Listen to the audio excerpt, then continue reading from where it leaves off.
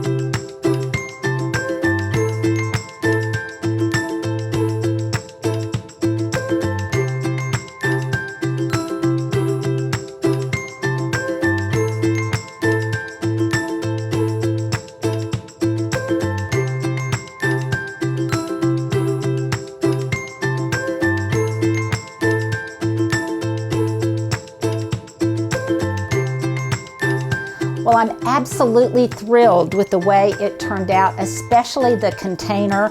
I love this woodland tree trunk kind of aura that we've created. It looks beautiful now with these clippings from my garden and these beautiful white hydrangeas. It will be equally as beautiful next spring with more garden clippings and some spring blooms. So I hope you like it as much as I do, and more importantly, I hope you'll give it a try yourself.